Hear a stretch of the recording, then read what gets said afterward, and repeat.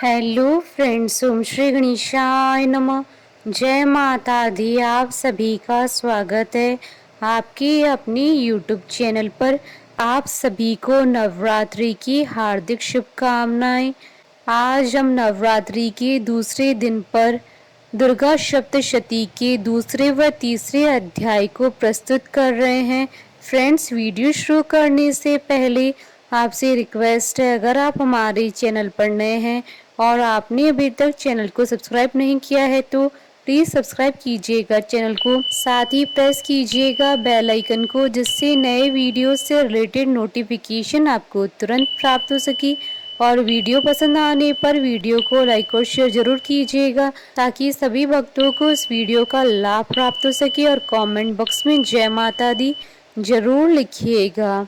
या देवी सर्वभूतेषु शक्तिरूपेण संस्थिता नमस्तस्यै नमस्तस्यै नमस्तस्यै नमो नमः। दूसरा अध्याय प्रारंभ। देवताओं के तेज से देवी का प्रादुर्भाव और महिषासुर की सेना का वध। महर्षि मेधा बोले, प्राचीन काल में देवताओं और असुरों में पूरे 100 वर्षों तक घोर युद्ध हुआ था और देवराज इंद्र देवताओं के नायक थे। इस युद्ध में देवताओं की सेना परास्त हो गई थी और इस प्रकार संपूर्ण देवताओं को जीत महिषासुर इंद्र बन बैठा था। युद्ध के पश्चात हारे वे देवता प्रजापति श्री ब्रह्मा को साथ लेकर उस स्थान पर पहुंचे जहां पर कि भगवान शंकर विराजमान थे। देवताओं ने अपनी हार का सारा वृतांत भगवान श्री विष्णु और शंकर जी से कह सुनाया। वह कहने लगे कि हे प्रभु, महिषासुर सूर्य, चंद्रमा, इंद्र, अग्नि, वायु, यम, वरुण तथा अन्य देवताओं की सब अधिकार छीन कर सबका अधिष्ठाता स्वयं बन बैठा है। उसने समस्त देवताओं को स्वर्ग से निकाल दिया है।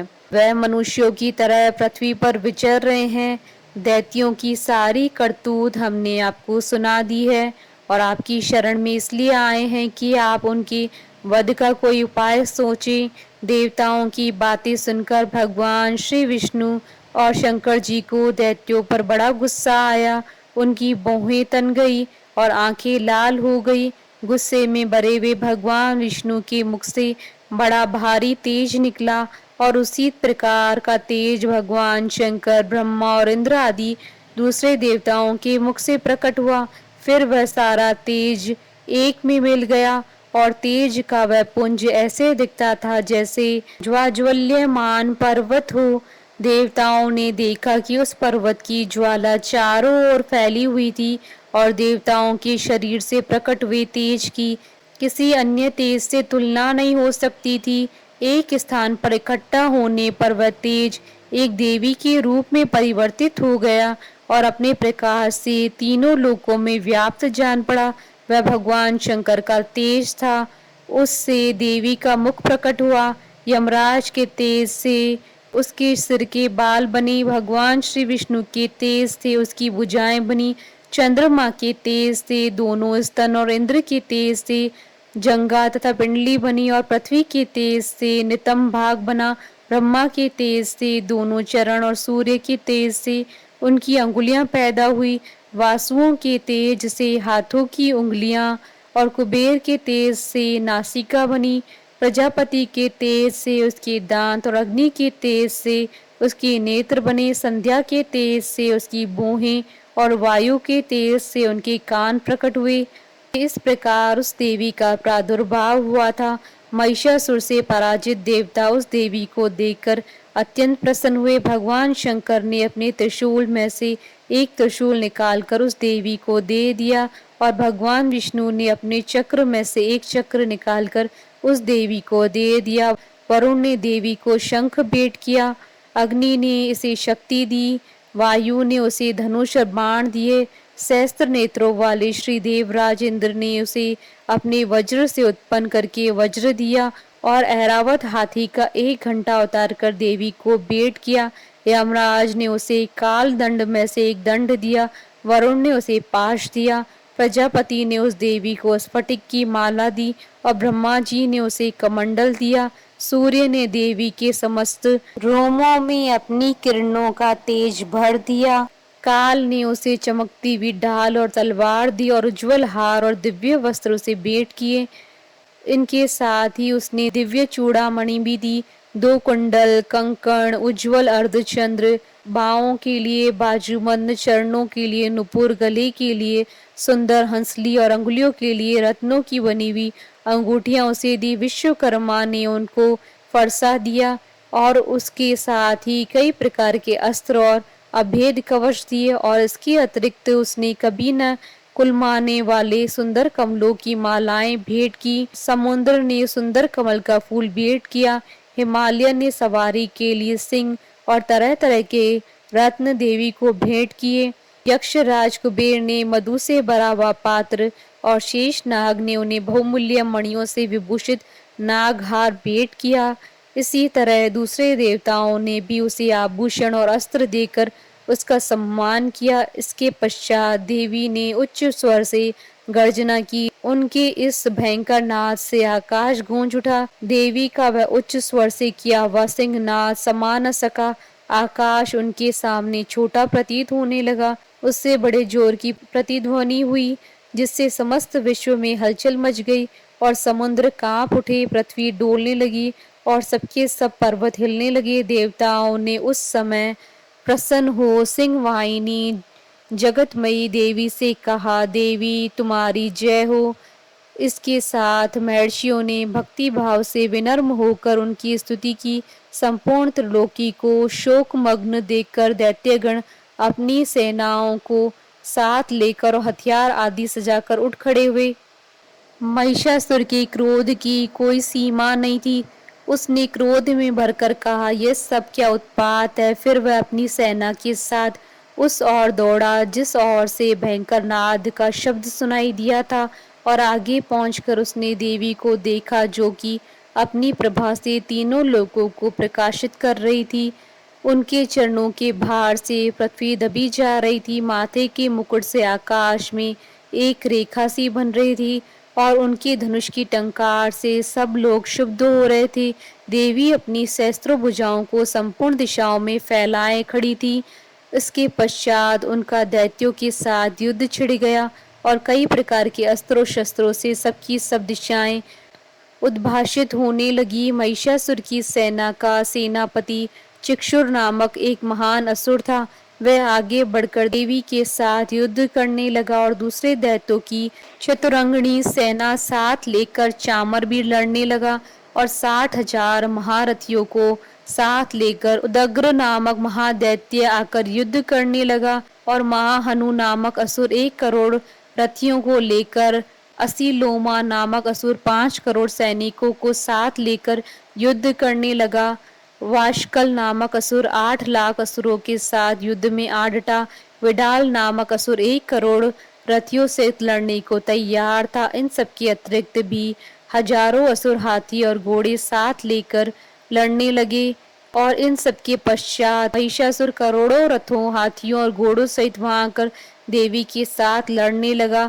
सभी असुर तोमर, बिंदीपाल, शक्ति, मूसल, खड़कों, फरसों, पट्टियों के साथ रणभूमि में देवी के साथ युद्ध करने लगे। कई शक्तियां फेंकने लगे और कोई अन्य शस्त्र आदि। इसके पश्चात सबके सब दैत्य अपनी अपनी तलवारें हाथों में लेकर देवी की ओर दौड़े और उन्हें मार डालने का उद्योग करने लगे।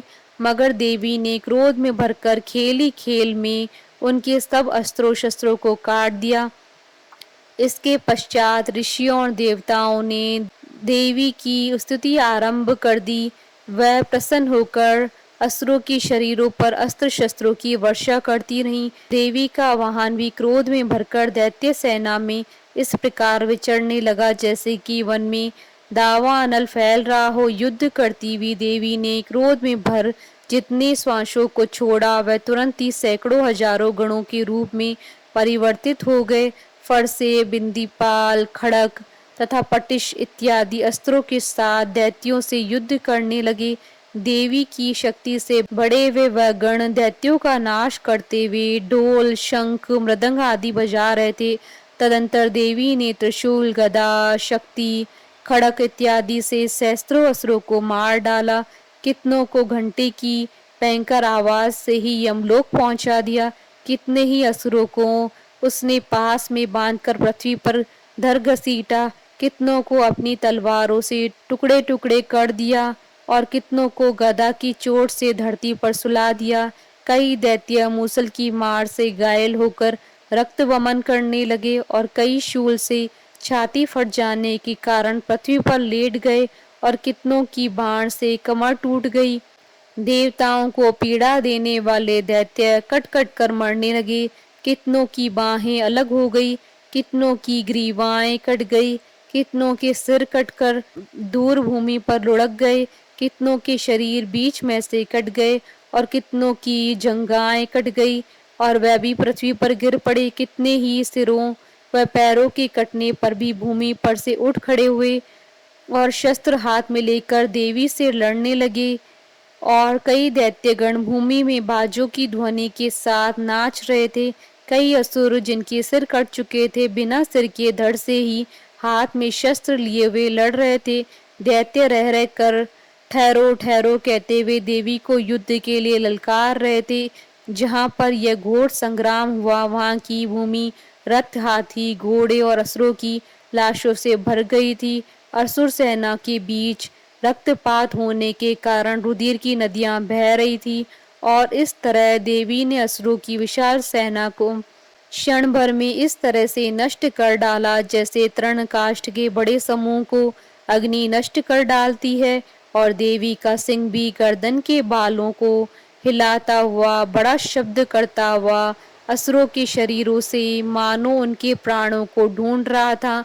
वहां देवी के गणों ने जब दैत्यों के साथ युद्ध किया तो देवताओं ने प्रसन्न होकर आकाश से उन पर पुष्प वर्षा की।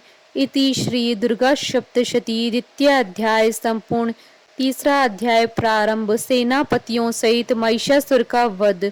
महर्षि मेधा ने कहा, महिषासुर की सेना नष्ट होती हुई देखकर उस सेना का सेनापति चिक्षुर क्रोध में भर देवी के साथ युद्ध करने के लिए आगे बढ़ा। वह देवी पर इस प्रकार बाणों की वर्षा करने लगा मानो सुमेरु पर्वत पानी की धार बरसा रहा हो। इस प्रकार देवी ने अपने बाणों से उसके बाणों को काट डाला तथा उसके घोड़ों व सारथी को मार दिया। साथ ही उसके धनुष और उसकी अत्यंत ऊंची ध्वजा को भी काटकर नीचे गिरा दिया।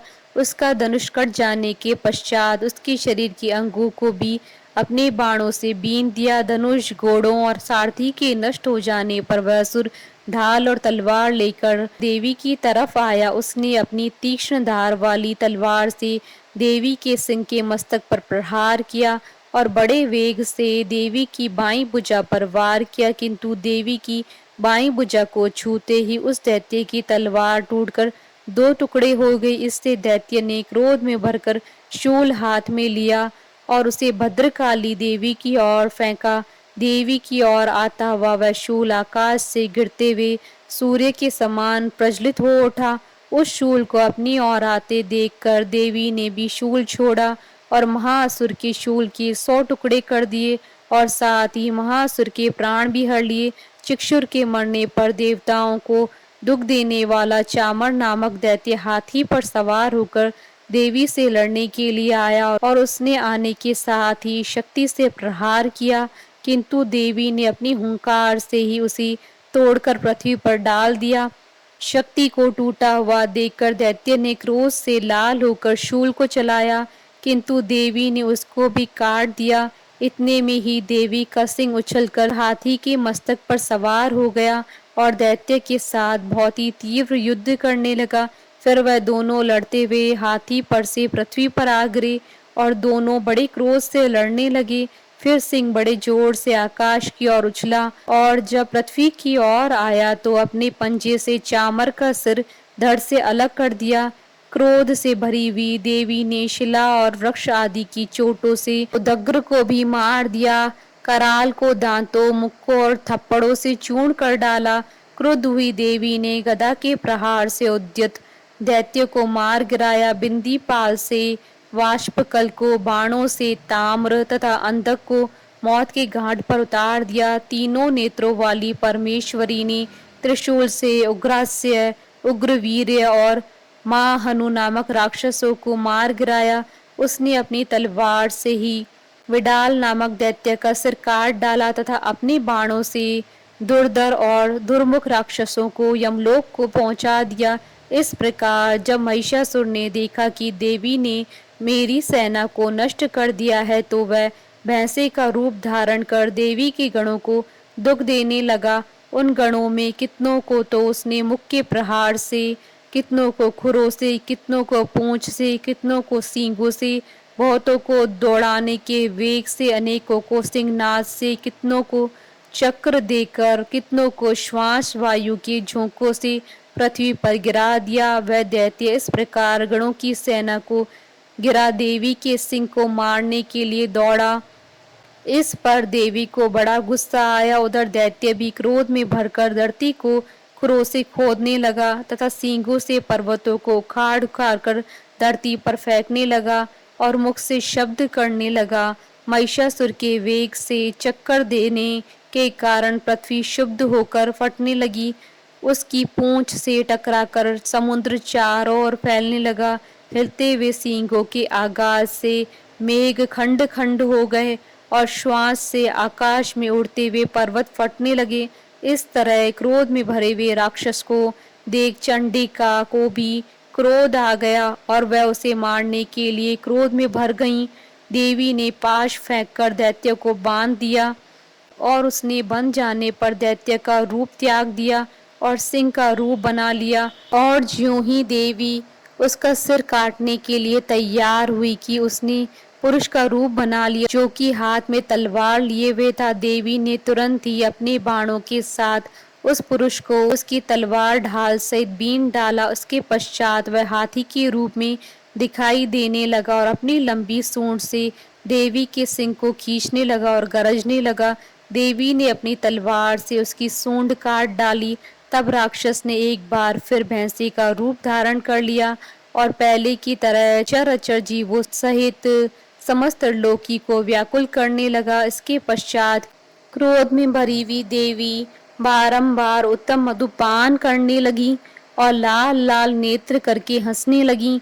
उधर बलवीर्य तथा मद से क्रुद्ध हुआ दैत्य भी गरजने लगा। अपने सींगों से देवी पर पर्वतों को फेंकने लगा। देवी अपने बाणों से उसके फेंके हुए पर्वतों को चूर्ण करती हुई बोली, ओ मूढ़, जब तक मैं मधुपान कर रही हूँ तब तक तू गरज ले। इसके पश्चात मेरे हाथों तेरी मृत्यु हो जाने पर देवता गरजेंगे। महर्षि मेधा ने कहा।